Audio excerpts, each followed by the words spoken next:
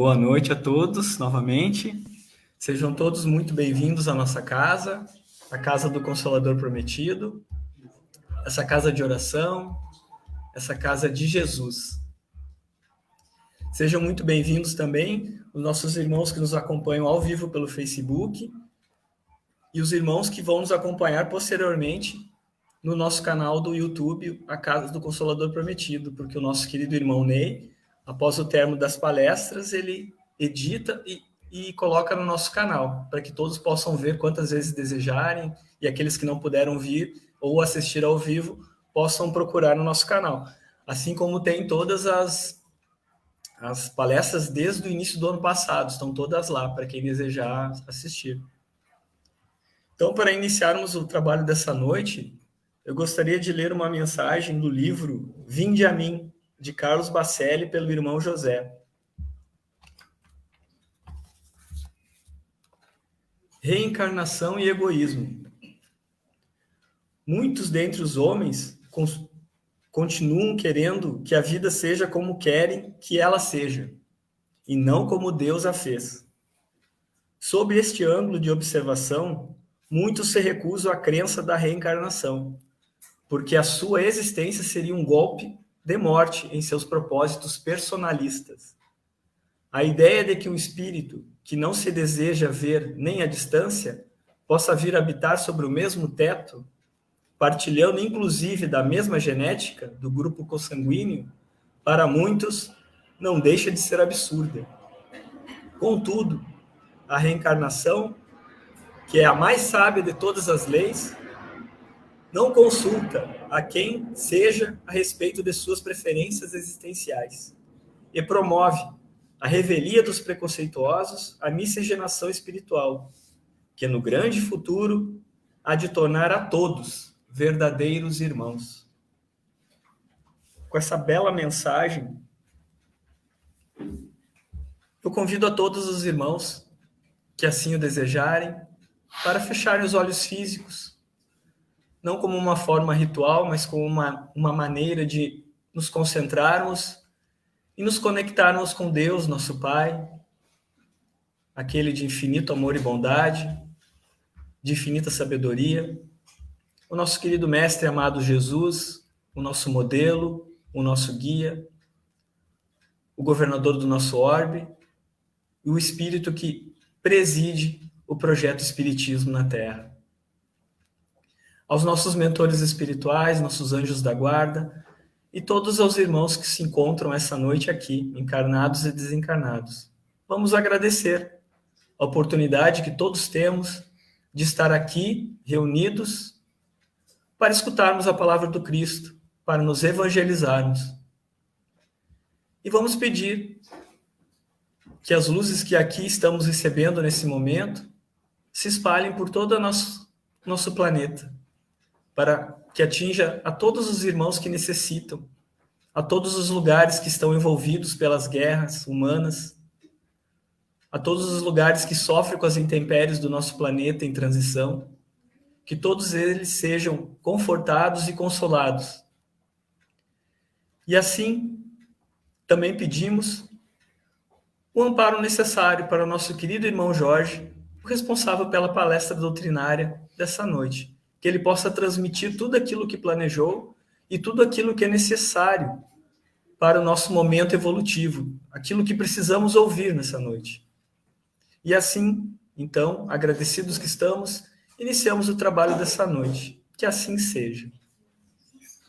Então, de imediato, gostaria já de passar a palavra para o nosso querido irmão Jorge Luiz, ele que é trabalhador da nossa casa, a Casa do Consolador Prometido, um divulgador da doutrina espírita há muitos anos, um colega de trabalho, um colega de grupo, um orientador, um professor. Então, aproveitem a palestra dessa noite. Com o senhor, Sr. Jorge. Obrigado. Meus amigos, boa noite. Uma alegria estarmos aqui partilhando de conhecimento, né? Porque o expositor é o que mais aprende com todos os senhores. O tema da noite é aproveitando a reencarnação. Antes de nós entrarmos no assunto propriamente dito, do aproveitamento da nossa reencarnação, nós temos que ver uma situação bem simples, que já foi abordado muitas vezes. Quem sou? Ou quem somos? Se nós temos que aproveitar a reencarnação, nós partimos do conhecimento, do autoconhecimento de nós mesmos. Então, quem somos? Algumas perguntinhas simples. Vocês não irão me responder, só pensar. Quais são as minhas qualidades? Qualidades. Quais são as minhas qualidades? Ou as nossas qualidades? Pense. 1, 2, 3, 4, 1000. Quais são os meus defeitos? Os nossos defeitos? Ou seja, primeiro nós vimos as virtudes que nós temos. Depois nós vamos ver os defeitos, os vícios. Só nós poderemos chegar a essa conclusão. As virtudes que temos e os defeitos que temos. Ninguém mais tem essa condição, no nosso nível evolutivo, de dizer para nós as nossas qualidades e os nossos defeitos. A não ser os espíritos superiores que vão nos ler. Como é a minha personalidade? A nossa personalidade. Tudo aquilo que eu quero, eu vou lá e brigo, não importa se eu tenho razão ou não, não importa se eu seja grosseiro ou não, mas eu quero aquilo, daquele jeito, ou aceito, negocio. Mesmo tendo razão, eu aceito, às vezes, que uma situação que eu penso que seja boa, não seja colocada em prática.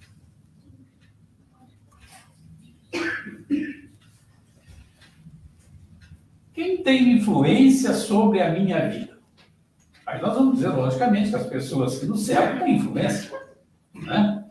Mas essa influência seria mais íntima da pessoa. Nossos pensamentos. Que influência os nossos pensamentos têm sobre nós? Já pensaram no trocadilho? Pensaram a respeito? As nossas emoções, os nossos sentimentos,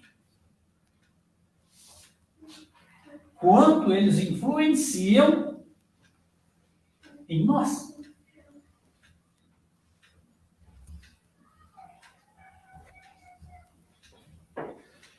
Exemplo. Nós pensamos que o indivíduo que passa num pátio qualquer e arranca uma fruta está cometendo um erro. Esse é o nosso pensamento. Supondo que seja. Mas a emoção, o sentimento, daí alguém, querido nosso, filho, um neto, faz esse ato. Como é que nós analisamos essa situação? É um erro? Deixamos para lá porque é alguém que nós amamos? Então nós temos que ver, o nosso pensamento influi. E os nossos sentimentos, emoções? Como é que nós conseguimos arrumar essas situações dentro do contexto? E ainda tem mais. Os nossos instintos. Instinto de sobrevivência. Está lá. 10 mandamentos. Não matarás. Nosso instinto de sobrevivência. Acata essa situação racional? Não matarás? Então, são situações que influenciam sobre a nossa vida. Uma outra situação que nós temos que pensar é lá na nossa infância. Nos lembramos de Chico, por exemplo. Uma vez eu vi uma entrevista que ele estava dando, e o repórter disse, não, Chico, você teve uma vida muito sofrida na infância, né? Travava um garfo na sua barriga. Faziam você lamber feridas? E ele disse, não, mas eu tenho um momento que eu guardo assim com muita ternura. Aí eu falei, que momento, Chico? Momento que eu me encontrava com a minha mãe. Aí eu falei, mas sua mãe morreu? Sim, ela morreu. Mas ela vinha em espírito me visitar. E eram momentos de grande ternura que fortalecia o Chico para seguir adiante. E nós vamos ver nessa situação, nesse mergulho na infância, nas reuniões mediúnicas, obsessores extremamente endurecidos, maldosos, que fazem o mal por gosto. Nem conhecem o indivíduo, mas vai lá e faz o mal. Quando eles são instados a pensar na infância, sempre eles têm um momento de ternura, como o Chico relatou. E aquele momento de ternura resgata o indivíduo. Daí ele está pronto para modificar-se. Deixar de ser um mau indivíduo e buscar ser um bom indivíduo. Então nós temos que ver lá na nossa infância momentos assim de ternura, que às vezes nós perdemos quando nos tornamos adultos. Vamos lá resgatar esse momento de ternura que irá facilitar essa nossa caminhada. Uma outra situação que nós temos que analisar, pensar muito bem. Como é a minha vida hoje? A vida de todos nós vamos. Como é? Será que ela está dentro de um planejamento que nós fizemos há algum tempo atrás? Será que ela está melhor que esse planejamento? Será que ela está pior? Como é a nossa vida hoje? Algo para nós pensarmos, para nos conhecermos mais profundamente. Outra situação, os nossos planos para o futuro. Que planos nós temos para o futuro? Nenhum. Quais os planos que temos para o futuro?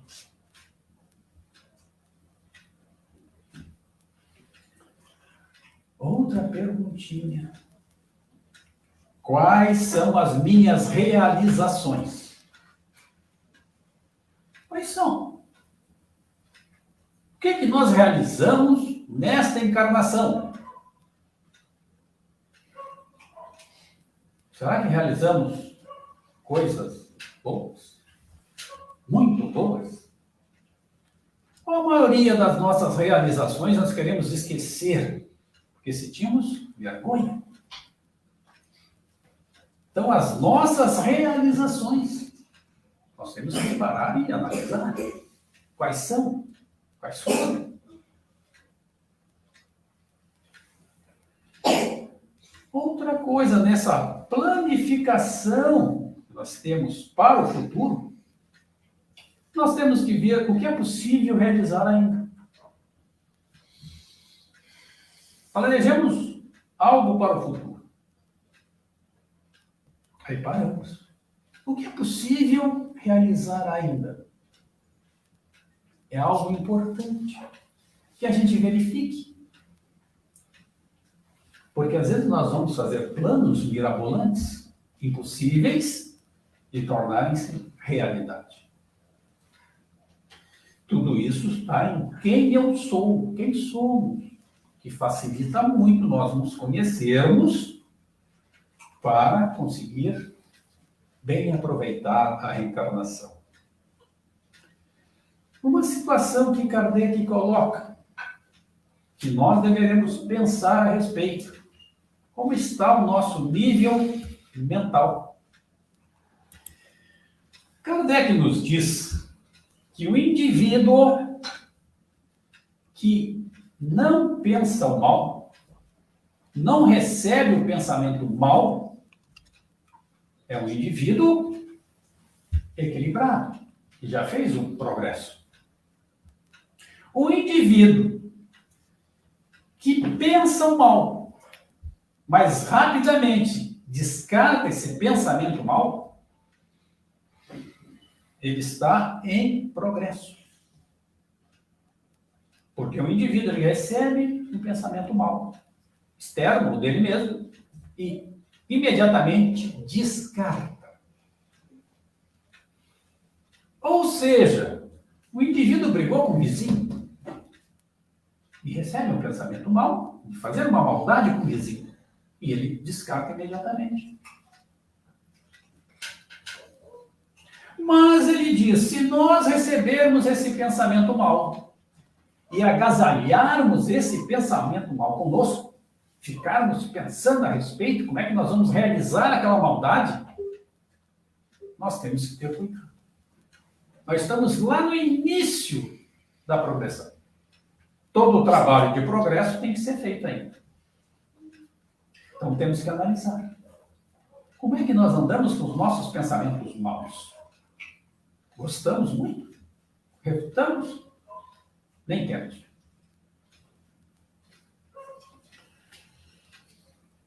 Uma situação, uma dedução de Kardec, desse nível mental nosso, ele chegou à conclusão que esse nível mental cria fotografias que ficarão penduradas na nossa aura, no nosso campo energético. E daí não adianta nós colocarmos para alguém, não, mas eu quero fazer isso. Se eu estou pensando outra situação, aquilo já está pendurado no meu campo energético. É por isso que espíritos equilibrados leem a nossa situação com grande facilidade. Eles olham a nossa aura, já sabe. O que nós fizemos? Tivemos de maus pensamentos e o que nós ainda temos de maus pensamentos ou bons pensamentos. Uma outra situação que nós temos que responder para aproveitar bem a nossa encarnação, além de quem eu sou, de onde vim? De onde viemos? No livro Ave Cristo, escrito por Emmanuel através de Chico, tem um personagem central chamado Quinto Varro. Esse romance passou mais ou menos a uns 230 anos depois da crucificação de Jesus. E eu lendo o romance, eu achei extraordinário as ações de Quinto Varro. Mas como Quinto Varro faz coisas cristãs que eu, 2000 anos depois, eu não faço. Eu nem sabia quem era Quinto Varro, para mim era um personagem, simplesmente, do livro. Há algum tempo passado, está lá, Divaldo, falando do personagem. E sabe quem era o personagem? Bezerra de Menezes. Então nós vamos ver hoje Bezerra de Menezes, da onde ele veio. Puxa, 230 anos depois da crucificação de Jesus, ele já era um excelente cristão. Então nós temos que ver hoje, pela nossa situação de hoje, nessa situação que nós acabamos de ver, quem sou eu? De onde nós viemos?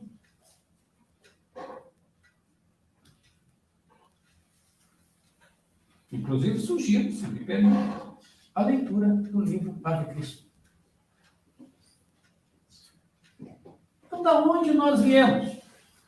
Possivelmente, nós tenhamos vindo do umbral. Todo mundo já leu livros a respeito do umbral. André Luiz nos descreve muito bem. Sofrimento? Provavelmente assim. Nós, na outra encarnação nossa, não éramos bons cristãos. Aí fomos para onde? Com os resultados das nossas ações? Não, no umbral. Sofrendo. Mas um dia nos arrependemos. Clamamos aos céus por socorro. E fomos socorridos. Fomos parar no hospital, tratamento. E daí começamos a despertar para o bem. Todos nós. E daí, fomos chamados à reencarnação, que vamos ver um pouquinho depois. Nessa situação que estamos construindo, tenho da onde vim e para onde vou, que nós vamos deixar para ver no final. Para onde vamos? Então, nós vamos ver agora por que estou aqui. Nós vimos que, provavelmente, na outra encarnação, nós fizemos coisas equivocadas e fomos parar num tal. Num dado momento, nos arrependemos, fomos socorridos e preparados para essa encarnação. Então, nós programamos a nossa encarnação, em linhas gerais, segundo as nossas condições espirituais e necessidades evolutivas. Isso quer dizer, em linhas gerais, nós somos chamados. Porque tem uma equipe especializada em reencarnação. Então, dependendo da situação de equilíbrio do espírito, o indivíduo é chamado a participar do seu esboço reencarnatório. Então, as situações que nós passamos, em linhas gerais, nós participamos lá desse arcabouço da nossa reencarnação. Um exemplo. Vamos supor que o Jorge Luiz, o objetivo da encarnação do Jorge Luiz, seja ir lá no calçadão de Santa Maria. É o objetivo dessa encarnação do Jorge Luiz. Ele tem que ir lá no calçadão de Santa Maria. Aí o pessoal providencia, né, situações que ele vem parar em Camobi. Então ele tem várias escolhas para chegar no calçadão de Santa Maria. Ele pode ir com o seu carro, chamar um aplicativo, um táxi, ônibus, bicicleta, a pé, carona de alguém. A finalidade é chegar no calçadão de Santa Maria. Como chegar? Escolha do Jorge Luiz.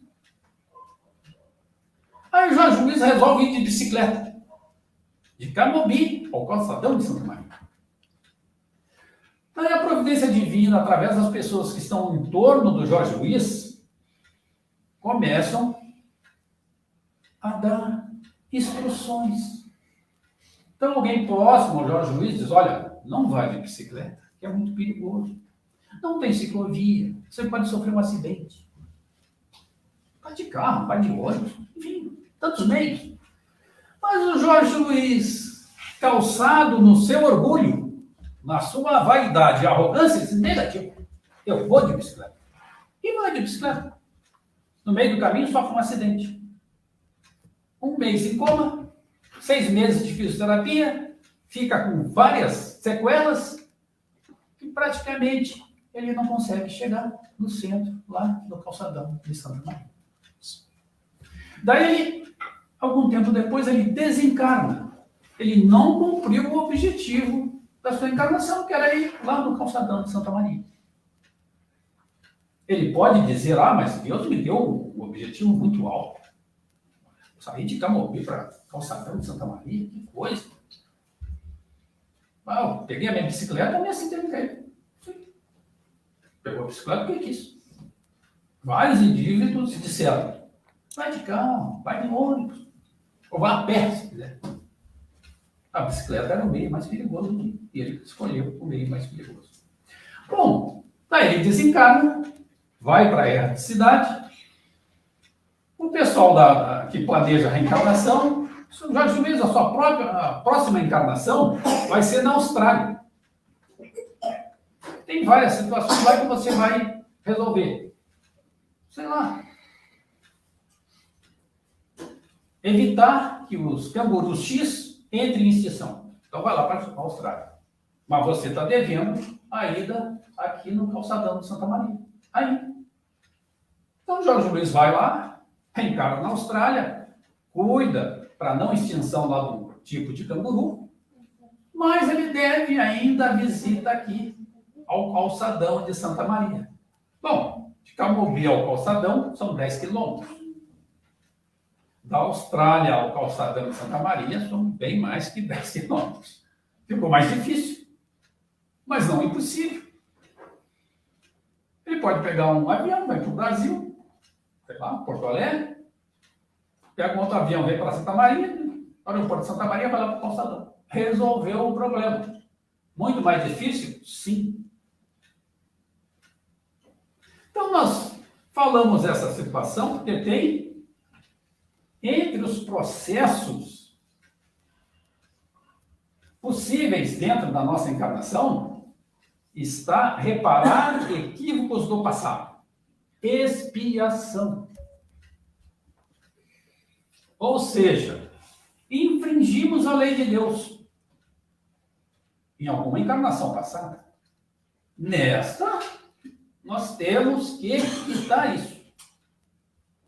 Como ir lá no calçadão de Santa Maria. Isso é expiação. Nós temos que cumprir. Infringimos a lei, temos que cumprir. Poderemos nos negar noutra encarnação, mas está lá o compromisso. Expiação não tem como o indivíduo não cumprir. Ele pode retardar, mas terá que cumprir. Outra situação da nossa reencarnação. Evolução intelectual. Vamos supor que todos os nossos QIs aqui são 100. Então, quando a gente desencarnar, se ele for 100, 0, 0, 0, 1, houve uma evolução. Às vezes a gente pensa, não, mas eu tenho que ser um Einstein para evoluir intelectualmente. Não. Qualquer aprendizado novo, o indivíduo evoluiu intelectualmente. Então, uma das razões das nossas reencarnações é essa, evolução intelectual. Outra, como nós vimos, expiação. Outra que vamos ver é aprimoramento dos sentimentos. Ou seja, a nossa evolução moral. Aí nós vamos ver uma situação muito comum hoje em dia. Conflitos. Em nosso estágio evolutivo é comum a vivência de situações e emoções mal resolvidas ou traumáticas, fazendo surgir os denominados conflitos psicológicos. Temos alguns que são mais comuns, tais como a ansiedade. Ansiedade. E por que nós somos ansiosos? Por que somos ansiosos? Nós temos a preocupação de parecer triunfador, de responder de forma semelhante aos demais, de ser bem recebido e considerado. Então, nós, nessa perspectiva, quando não alcançamos essa situação, ou quando essa ação nossa começa a ter uma dicotomia de quem somos, nós vamos nos tornar ansiosos.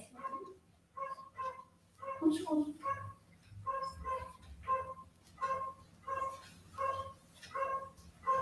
Outra situação dessas situações de conflitos psicológicos é a depressão. Depressão. O mal da qualidade, depressão. Certa feita eu falava a respeito de depressão numa outra sociedade e disse, olha, depressão é a falta de amor. Quase fui linchado por alguns companheiros. Algum tempo depois veio alguém especializado justamente em depressões e falou a mesma coisa. Depressão é a falta de amor do indivíduo que está com depressão. Claro, Quando ele está com depressão, ele precisa de auxílio para sair da situação de depressão. Mas ele atingiu essa situação por falta de amor. Justamente por não amar o outro, que ele cobra. Mas, alguém tem que me amar, mas ele não ama. Então chega a um ponto tal que ele entra em depressão. Falta de amor. No estágio de depressão, ele precisa de auxílio. Ele não consegue mais sair sozinho daquela situação. A insegurança. Insegurança. Por que somos inseguros? O indivíduo coloca uma roupa, aí o outro diz, não, tá feia essa roupa. Já o indivíduo, pronto, entra em desespero. Uma insegurança total. Porque somos inseguros. Outra situação, vazio existencial. Ou seja, nós não temos plano nenhum de vida. Entramos num vazio existencial. Muito comum hoje, na nossa civilização. Cheia de tecnologia. E indivíduos com vazio existencial.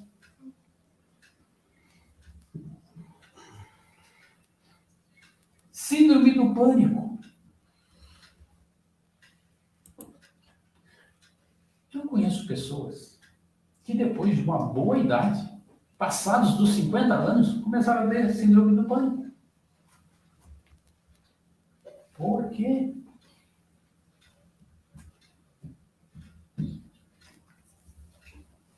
Os nossos medos. Por que temos medos? Como criança, por exemplo, antigamente, hoje não pode mais, mas antigamente os pais diziam, tu não vai lá no escuro que tem bicho-papão. Então o indivíduo tinha medo do bicho-papão, do bicho imaginário. Só às vezes nós crescemos e continuamos com medos de bichos imaginários. Lembra o caminho hoje do início da nossa conversa? Nós temos que nos analisarmos e ver situações facilmente corrigíveis. A situação hoje do medo na sociedade é que houve uma mudança no perfil da educação.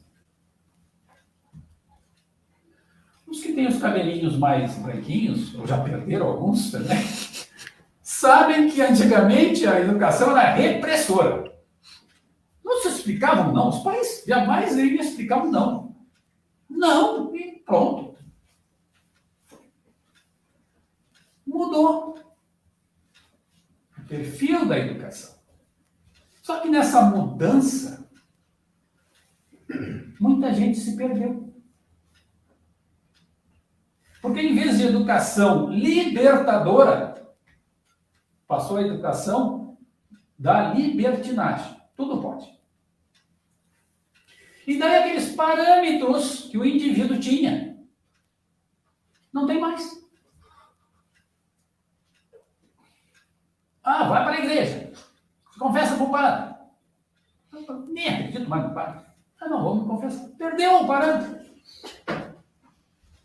Então, com a perda desse parâmetro, gerou uma situação de não confiar em nada.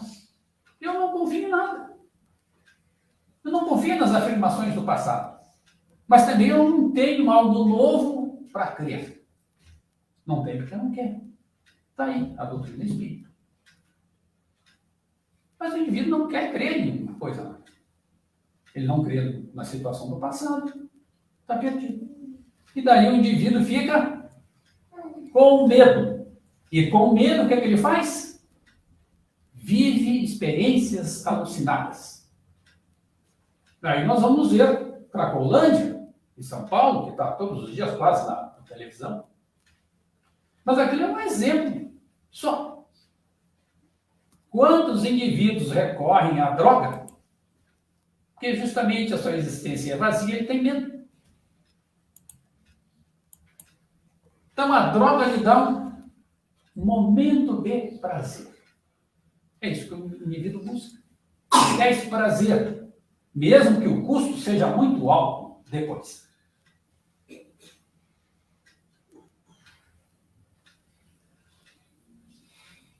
São Paulo tem 10 milhões de habitantes.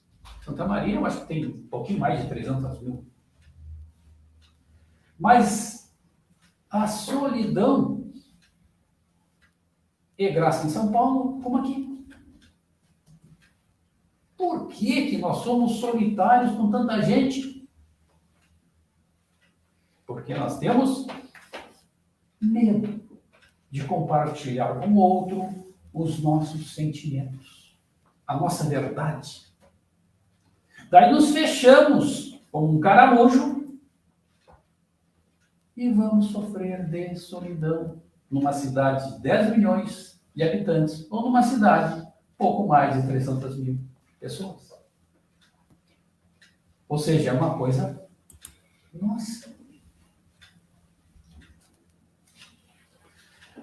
Como nós já vimos, liberdade e libertinagem. Ou seja, hoje, o que está aí na sociedade é que o indivíduo pode tudo. Inclusive, simplesmente ignorar o direito do outro. Isso.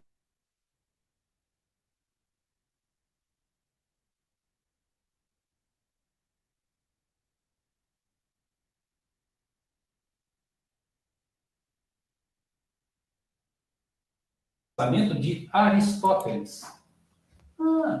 Grego. Para ele, a liberdade está baseada na possibilidade de realizar escolhas orientadas pela vontade. Veja só. Liberdade é termos a condição de escolha orientada pela nossa vontade. Mas vejam que ele complementa. Entretanto, a liberdade deveria estar acompanhada do conhecimento. Para Aristóteles, o conhecimento é a ferramenta capaz de ampliar as possibilidades de escolha e tornar o indivíduo mais livre e capaz de realizar sua finalidade, a busca pela felicidade. Então, quanto mais conhecimentos temos, mais libertos seremos. Deduzimos daqui. Conhecimento. Temos que nos conhecer. Quem somos? De onde viemos? Isso é fundamental. Para que a gente possa usar da liberdade para buscar a nossa felicidade, que é tudo o que nós almejamos. Todos nós poderemos ter conceitos os mais diversos. Vamos ter um único comum a todos. Queremos ser felizes. Então vamos usar da liberdade com conhecimento para buscar a nossa felicidade. Mas nós vimos que já passamos por situações de sentimentos não positivos.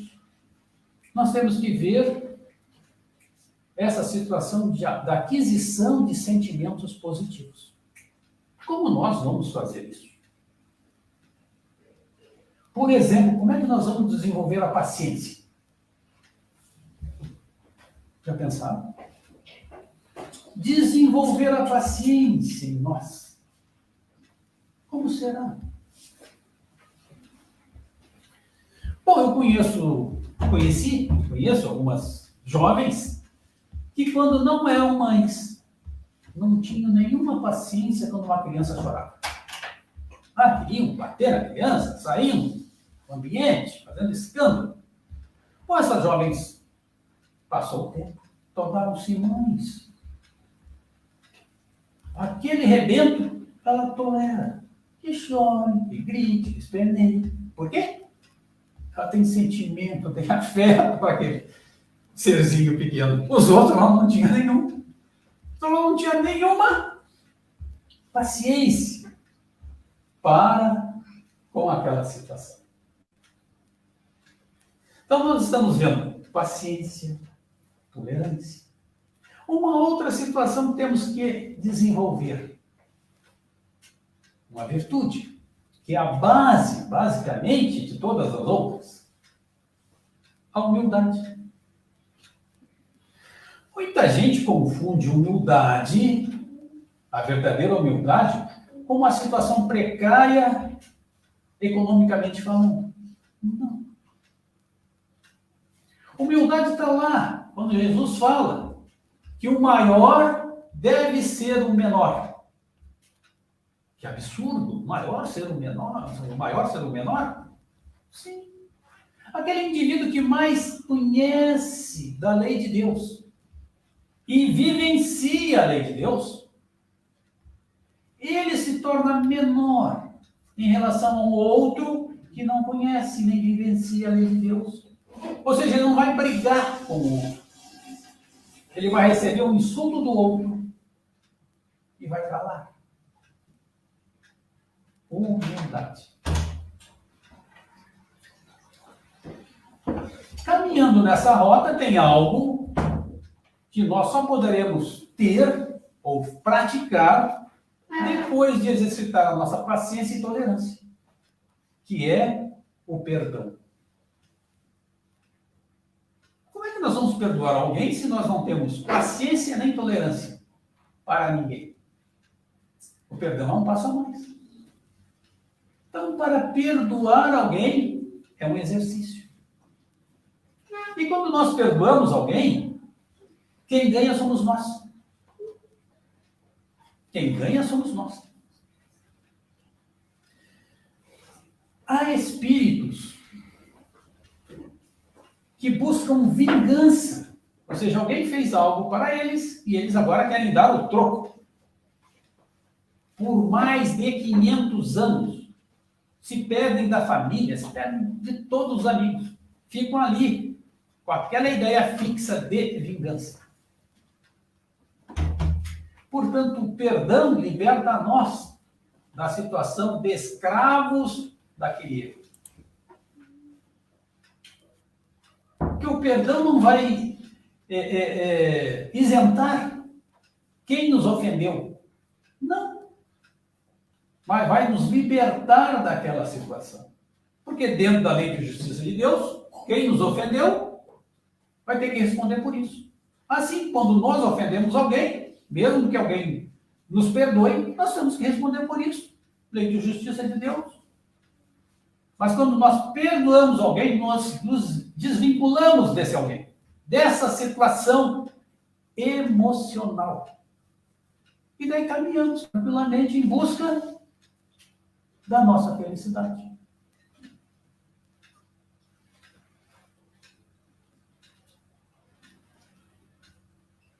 Compaixão. O que será mesmo compaixão? Compaixão. Nós temos empatia por alguém que sofre. Será que nós temos empatia por alguém que sofre? A gente vê alguém sofrendo, muda de calçada e vai embora e tchau.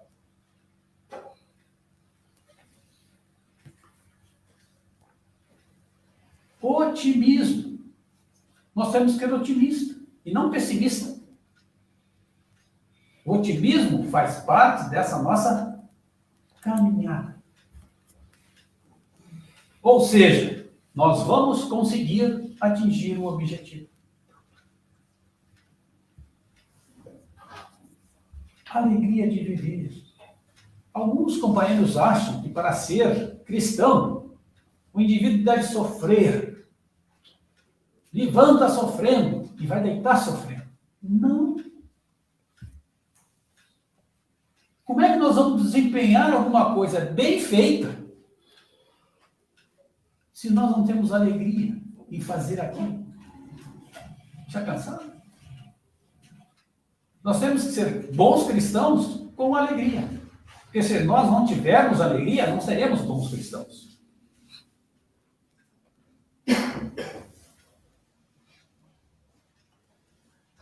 algumas situações que nós poderíamos treinar, situações externas, antes de conseguirmos esses sentimentos. Por exemplo, às vezes nós buscamos o confronto com alguém, uma discussão tola, sem nenhuma razão de ser. Então, se nós fizermos silêncio quando alguém está buscando uma encrenca conosco, isso será extremamente valioso para que nós venhamos adquirir o quê? Paciência, tolerância. Não sei se vocês viram o livro Nosso Lar, que está lá, chamada Água Santa. Quando o indivíduo vai falar alguma bobagem, enche a boca d'água. E espera o outro mais tolo falar bastante. O maior tem que ser o menor. Então, para que a gente adquire tolerância, a gente tem que, muitas vezes, fazer silêncio. Justiça. Agora caímos num terreno extremamente fértil. Justiça. Fizeram uma injustiça comigo. Eu quero justiça. Mas eu fiz injustiça com alguém. Bom, eu não quero muita justiça. Não é assim? Então nós temos que ter um padrão de justiça sempre. Quando ela me beneficia ou não. Justiça. Humildade. Voltamos à humildade. Sabe o que os companheiros sugerem que a gente pegue de exemplo de humildade? Jesus, o nosso Senhor e Mestre. Tem dificuldade em ter um exemplo de humildade para seguir. Olhe para Jesus. Pronto. Somos cristãos. Jesus é o nosso Mestre. Olha o que ele fez. E vamos buscar reproduzir o que ele fez.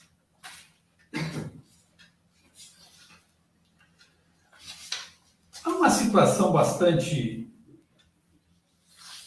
comum que nós vamos ver que tudo que nós falamos até então passa pelo nosso pensamento. Então, ação e reação. Ou plantar e colher. Ou seja, nós não somos obrigados a plantar. Agora somos obrigados a colher. Então nós temos que ver que o pensamento também está nessa situação de ação e reação. Se pensarmos mal, como nós vimos lá anteriormente, e gostamos desse pensamento mal, o que nós vamos ter de retorno para nós? Outros pensamentos maus. Que nós vamos nos juntar a outros indivíduos que pensam mal. E esse pensamento irá nos fortalecer mais mal ainda. Ação e reação. Agora, se pensarmos bem, ao contrário, nós vamos ter o quê? Pensamento de pessoas que pensam bem nos envolvendo. Às vezes, tem alguns companheiros que dizem, poxa, mas na casa espírita é tão bom, a gente chega lá, poxa, tem um bem-estar incrível. Sim, porque aqui nós viemos com os nossos melhores pensamentos e sentimentos. Então, a gente vai criando aqui essa atmosfera positiva. Se na nossa casa a gente fizer a mesma coisa, pensar positivamente, nós vamos criar o mesmo ambiente nos nossos lares. Não vamos esquecer disso. O pensamento está dentro da ação e reação. Pensando bem, nós vamos criar um ambiente bom no nosso lar. Bem, nós já vimos que para aproveitar bem a encarnação, Nós temos que nos educarmos, gente.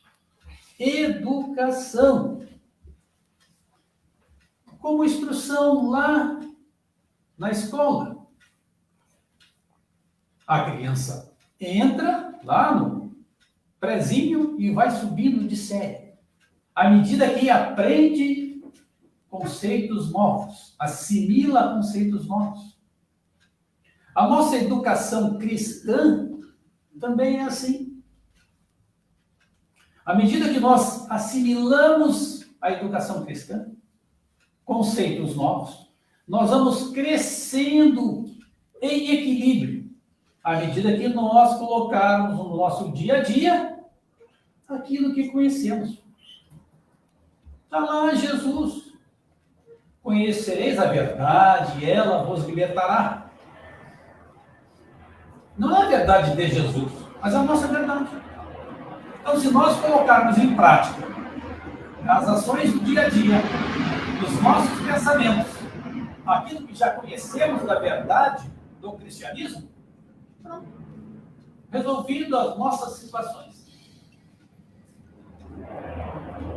Como é que nós vamos fazer isso? Adquirir essa sabedoria.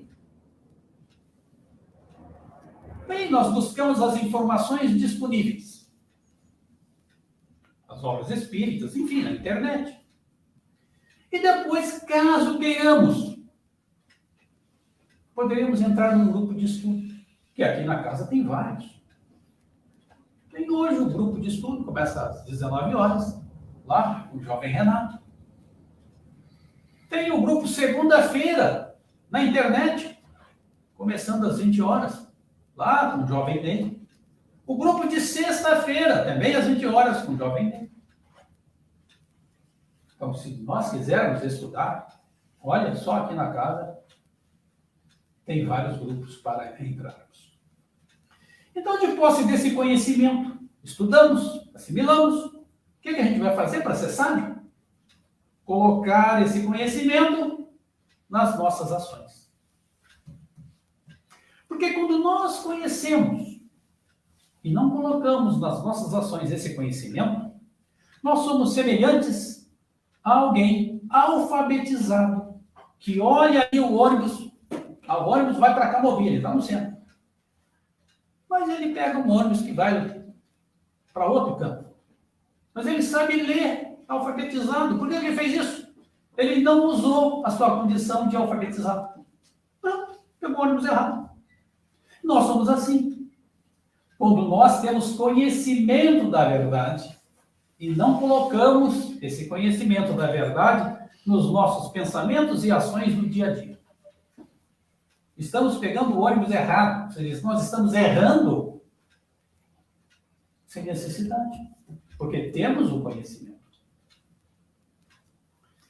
Nós vamos ver alguns companheiros que mudaram radicalmente de postura, de filosofia de vida, quando encontraram Jesus. E nós já encontramos Jesus, ou não? Nós estamos ainda aqui procurando Jesus? Não, já encontramos. Nós vamos ver um desses companheiros que trocou até de nome. Era Saulo de Tarso, passou a chamar-se Paulo de Tarso. O que Saulo fazia? Perseguia cristãos. Mandava matar cristãos. Quando transformou, quando encontrou Jesus, lá na estrada de Damasco, o que ele disse para Jesus? Ah, mestre, quem sou eu? Não, eu sou um homem do mundo. Não. Ele perguntou, o que queres que eu faça? Pronto. E daí, de matador de cristãos, passou a ser o grande divulgador do cristianismo no mundo da época. Então mudou radicalmente. Nós vamos ver Francisco de Assis. Vocês sabem quem foi Francisco de Assis?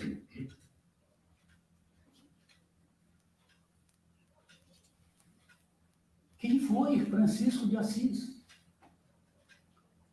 Dizem que ele nasceu em Assis, é claro, ele nasceu numa cidade que não era o nome de Assis, agora era Assis. Em 1182. Ele era um jovem de vida fútil.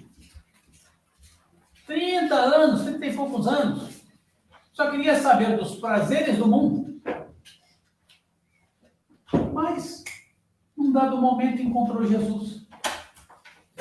Olha o que ele nos deixou. Senhor, fazei de mim instrumento de vossa paz. Então ele mudou. Quantos indivíduos mudaram? Maria de Magdala, uma cortesã, riquíssima, mudou. Foi para uma colônia de leprosos ensinar o Evangelho de Jesus. Então é possível nós também mudarmos, se quisermos. Nós não vamos voltar lá ao início da nossa encarnação, que talvez não tenha sido tão cristã assim, e fazer um novo começo. Mas o que Chico nos diz? A gente não pode voltar lá e fazer um novo começo. Mas a partir de agora, hoje, presente, nós podemos construir um novo futuro. E esse novo futuro vai nos responder justamente aquela questão que nós fizemos anteriormente. Para onde vou? Para onde vou? Depende de nós, hoje, agora, neste instante, criarmos esse traçado, esse caminho. Para onde vou? Para onde vamos? Depende do livre-arbítrio de cada um, que é extremamente respeitado por Deus.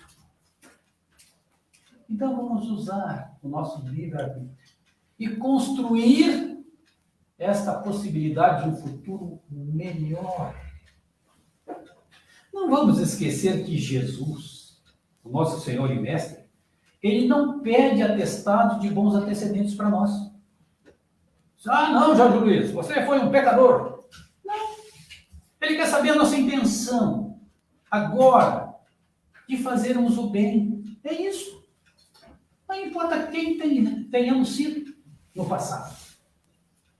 Importa é a nossa intenção, hoje, no presente, de seguir Jesus. Que a paz do nosso querido Mestre Jesus envolva a todos nós, nos fortalecendo nesse intuito de mudar para melhor. Muito obrigado. Nós é que agradecemos, Jorge, as tuas palavras, o conteúdo que tu trouxeste hoje para nós. E eu vou me apropriar das palavras do nosso querido irmão Ney, que ele fala assim, Jorge. Parabéns, irmão Jorge, pela reflexão. Viemos a essa existência para sermos bem-sucedidos. Todo aprendizado é lucro espiritual. Então, te agradecer muito por hoje, pela tua presença aqui.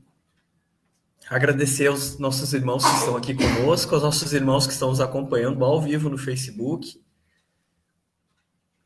E eu gostaria de falar, a nossa querida irmã Andréa Dal Bosco, ela falou assim, ó, só espero evoluir e poder reencarnar na Terra novamente.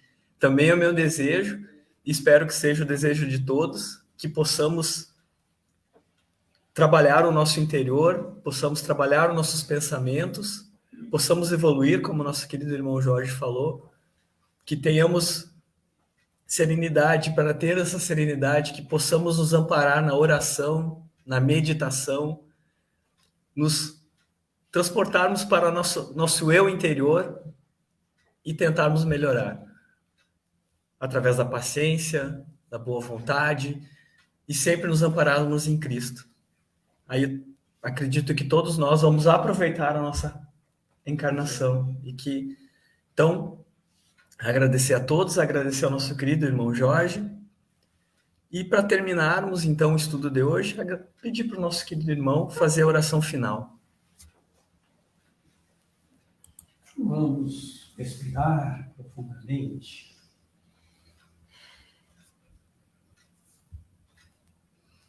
Amado Mestre Jesus,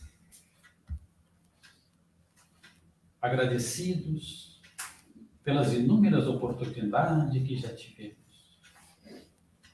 nos fortaleça uma vez mais, para que possamos, copiando o exemplo do filho pródigo, que retorna à casa do Pai, termos essa condição do reconhecimento dos nossos desvios e buscando o aprimoramento através da verdade que já conhecemos, saudá-lo efetivamente e efusivamente. Que assim seja.